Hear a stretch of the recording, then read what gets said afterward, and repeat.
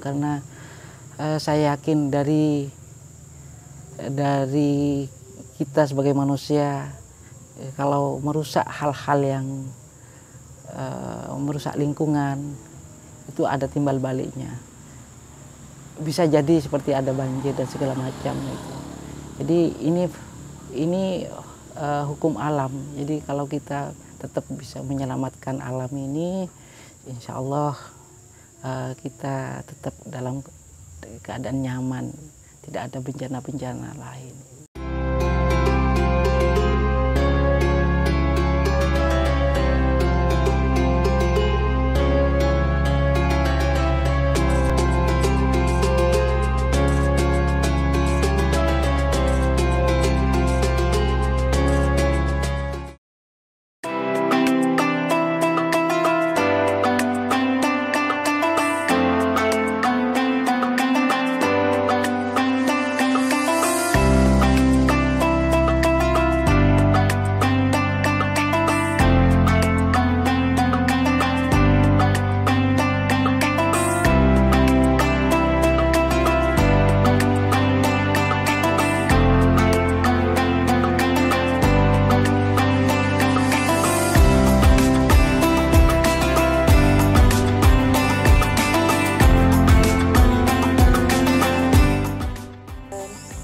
Assalamualaikum warahmatullahi wabarakatuh. Tretan Madura, kembali lagi kita di program Acabis Jawa Poserdar Madura. Kali ini saya berada di Desa Perancak, Kecamatan Pasongsongan. Di desa ini terdapat sekolah alam yang dikelola oleh seorang kiai. Beliau adalah Kiai Homaidi. Betul ya? Oke. Iya, tidak salah. Semoga tidak salah. Selain aktif di bidang konservasi alam, beliau juga secara organisasi terdapat di struktural NU ya, Les Bumi ya, Ketua Les Bumi NU Sumeneb. Les Bumi itu lembaga seniman, budayawan dan muslimin Indonesia ya. Nah, kita datang ke sini karena beliau selain kiai sangat konsen soal alam. Ini yang membedakan beliau dengan kiai-kiai lainnya. Kita langsung saja tanya kepada beliau, Pak Kiai, apa yang membuat Pak Kiai kemudian tertarik untuk ngurusin alam ini?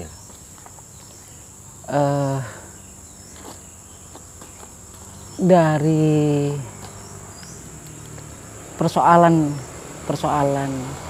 mulai dari sampah dan mulai dari tanaman-tanaman yang mungkin untuk yang diselamatkan itu agak sulit untuk penyelamat lingkungan segala macam itu. Tiba-tiba ada perasaan saya kok sangat peduli pada lingkungan. Kebetulan di sini ini adalah warisan Kiai Abdul Basit Late, Abdul Sajjad ya, Abdul Sajjad. Beliau membeli tanah di sini kira-kira sudah 30 tahun lebih mungkin. Sampai hari ini dia membeli tanah untuk lingkungan. Karena awalnya di daerah sini, di sekitar Perancak ini, wilayahnya sangat gersang dan untuk kebutuhan air minum itu sulit.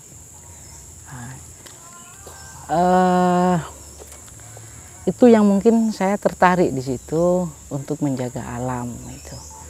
Terus kami 2014 saya memutuskan, dan kebetulan ada almarhum Yazamil El-Mutakin juga sempat ngobrol di Anokoya sebelum saya ke sini.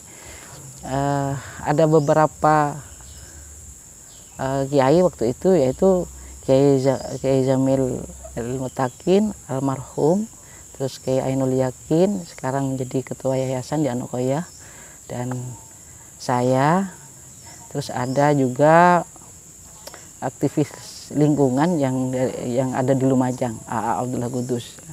Jadi saya ngobrol mungkin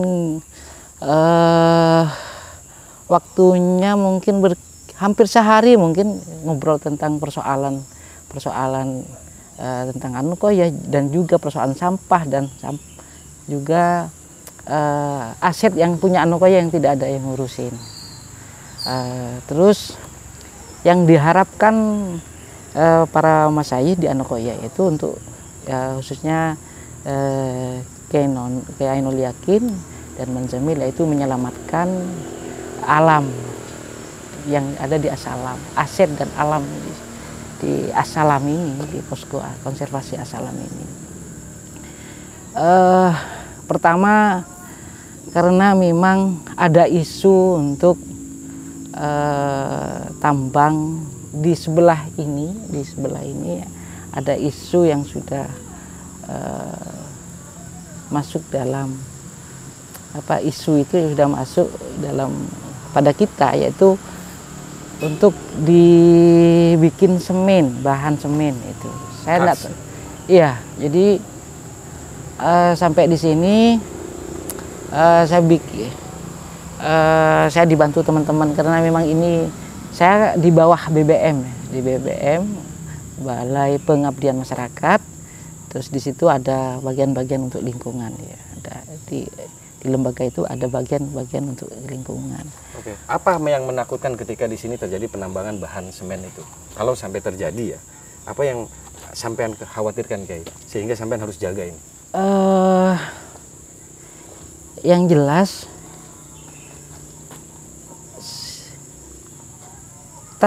tatanan tanah itu akan hancur pertama, kedua persoalan lingkungan. Kalau lingkungan ini kan bisa rusak semuanya, termasuk sumber mata air akan hilang gitu kan. Terus lagi ada tentang ini lagi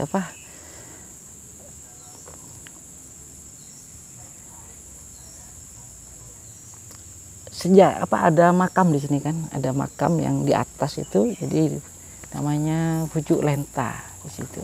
Kalau ditambang kan hilang semua itu sejarah apaan itu, nilai-nilai sejarah tentang para tokoh yang meninggal di situ, yang sudah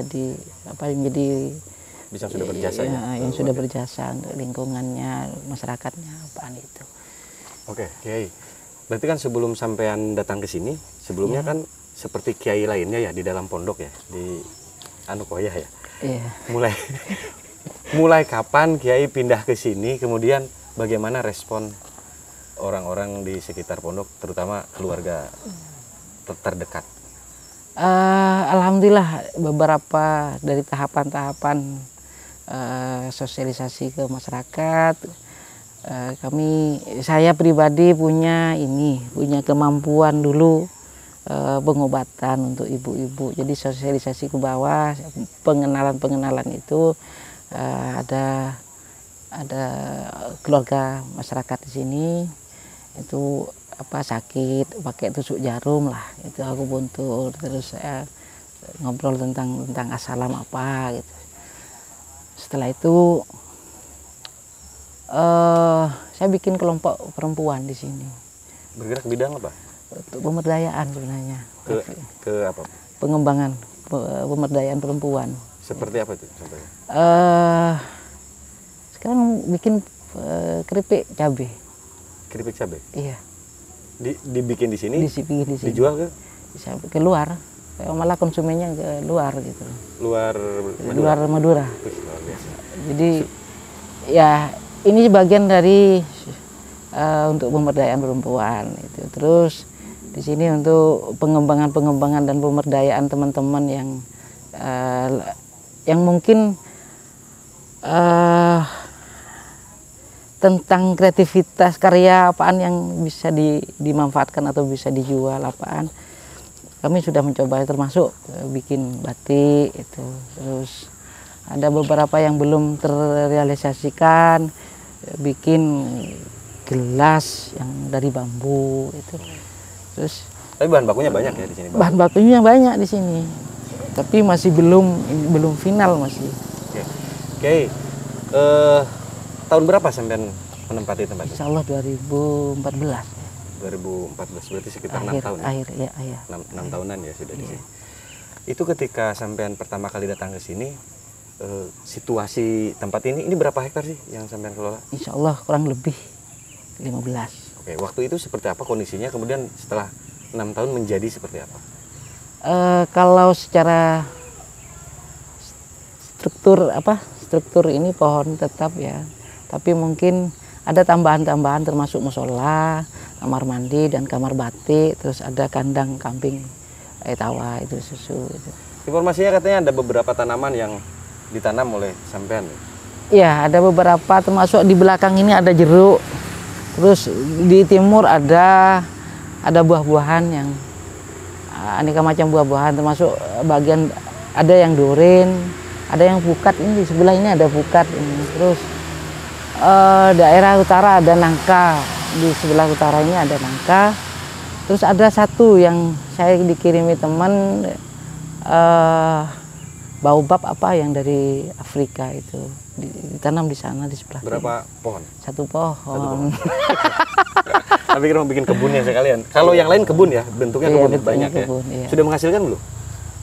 Alhamdulillah kalau mentenya bisa menghasilkan. Kemarin berkisar 7 jutaan itu untuk dijual untuk tahun kemarin. Sebelumnya sama. Terus yang lebih banyak itu awal-awal 2015 mungkin. Jadi agak jumlahnya agak besar, tapi pada awal itu ini ada cerita yang menarik bahwa kami dengan teman-teman dan masyarakat di sekitar Assalam, posko Assalam, dia yang ngambil biji mentenya itu berebutan dengan orang-orang yang agak jauh dan mungkin tidak kenal saya. Ya apa mereka ya mungkin lebih karena memang tidak sebelumnya tidak diurusi, jadi banyak yang ngambil. Saya ngambil di wilayah barat, di timur ada yang ngambil. Terus tiba-tiba ada yang marah-marah gitu. Dicegah oleh teman, Pak, mak ngalak bareng minta ini kan di pesantren, Pak. Langsung dengan agak emosi, orangnya tinggi, menyeramkan. Itu tiba-tiba orang kamu mati kolek, kaget. Dia bilang saya dari sini dan saya membantu untuk punya pesantren kayak waktu itu. Dia bilang seperti itu. Terus dia bilang juga saya punya orang dalam di Anoko. Menarik. Tiba-tiba siapa orangnya? Jadi saya panggil, tak telepon deh. Setelah itu dia bilang bisa diselesaikan di rumahnya. Biar saya yang mau menyelesaikan. Orangnya kurang sehat pikirannya itu. Gitu. Asik gitu. Serem, orangnya besar gitu. Tapi itu kan terjadi karena memang 30 tahun dibiarkan ya lahan sebesar iya, ini 25 atau 26. Sehingga kemudian orang yang ngambil manfaat. Iya. Dan sekarang mulai dikelola. Tapi itu kan yang pertama bukan itu, tetapi tadi ya bagaimana alam kemudian tidak rusak kalau ada dijaga. Apa pernah terjadi nggak penambangan pohon? Setelah kami di sini, alhamdulillah nggak ada. Jadi mungkin sudah tahu siapa yang jaga gitu. Tapi sebelumnya 6 tahun yang kebelakang? Sebelumnya banyak yang. Oke. Dan tidak diganti pohon itu ketika ada. Kalau sekarang meskipun sudah tua, kita ganti ya? Iya, kita ganti. Oke. Kita akan sambil jalan untuk lihat-lihat tempat di sini, cukup menarik. Tadi sudah disampaikan oleh Kiai, ada kambing etawa, ada tempat membatikan, ada tempat yang biasa digunakan oleh anak-anak di sini untuk belajar, yaitu sekolah alam. Kalau kita tahunya kan di kota-kota besar sekolah alam. Ini terpencil jauh di tengah hutan, nggak ada tetangganya, tapi ternyata ada 80 siswa di sini yang ikut sekolah di Kiai. Oke, kita sambil jalan saja. Nah, ini kita ke ke salah satu bagian ya Iya. di kebun. kebun. Iya, kebun. Mente kan di sini yang paling banyak ya. Iya, lebih banyak mente. Tapi ini lagi nggak berbuah ya? Ini ya? Mente? Udah kemarin ini 2000 bulan Oktober, September terus November itu sudah selesai panennya. Ini jalan umum tapi ya ini. Ya, jalan umum. Nah. Kalau kita mau tahu ujungnya lahan yang sampean kelola itu sampai berapa kilo ke sana? Kira-kira 2 kilo ke baratnya. Wih, kita nggak usah ke sana aja, mending kita ke sini nih. Tretan, ini di depan saya ada kandang kambing etawa. Ini datangkan dari mana? Ini kambing aslinya dari ke utara, ke barat dari Lumajang. Sudah menghasilkan susu? Sudah. Ini sudah sedikit, sebenarnya kemarin banyak yang laki dijual 5 yang masih kan yang dibutuhkan yang perempuannya. Oke. Yang ini juga menjadi bagian ajar ya kepada siswa. Iya, itu. Jadi semuanya menjadi mata pelajaran untuk teman-teman komunitas sekolah alam itu. Ada yang mahasiswi, ada yang mahasiswa juga yang ikut di sini. Ada yang masih mondok. Jadi tiap tahun biasanya pada bulan Ramadan biasanya. Jadi banyak kegiatan pelatihan membatik. Sambil ngabuburit mungkin ya. Iya. Pokoknya nyari malam kan. Nyari malam. Nyari malam. Kiai, keinginan Kiai ke depan ini dengan membuka pondok As-Salam ini ya. Bukan pondok lah. Pondok apa? Kebun ya. Kebun As-Salam ini. Apa sih keinginan ke depannya? Yang sampean harapkan nih? Yang penting ini kesadaran mereka untuk belajar itu. Jadi apa yang kita gali atau potensi-potensi itu kan bisa membantu atau kemampuan mereka yang itu bisa memenuhi kebutuhan hidupnya sendiri. Jadi keterampilan apaan itu. Jadi itu dua mungkin di sini juga pemahaman tentang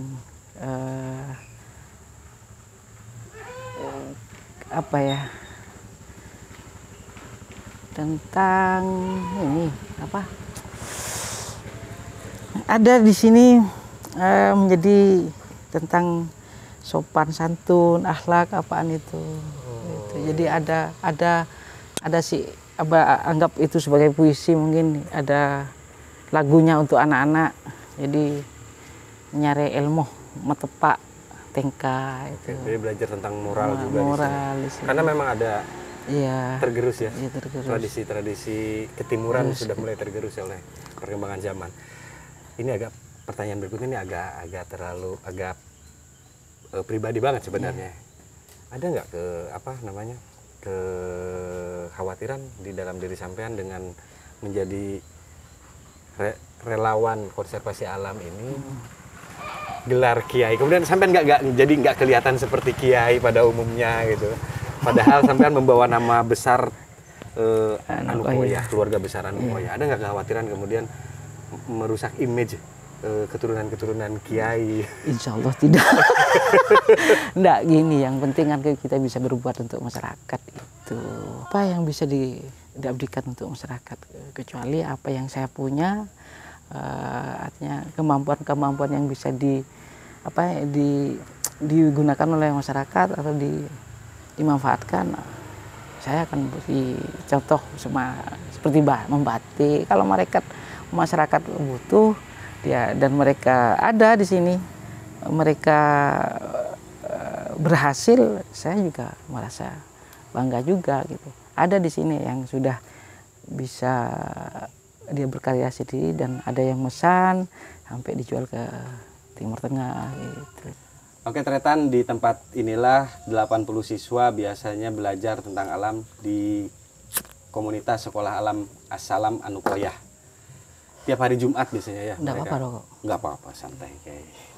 Jadi tiap hari Jumat kawan-kawan adik-adik sekolah SD ya, SD?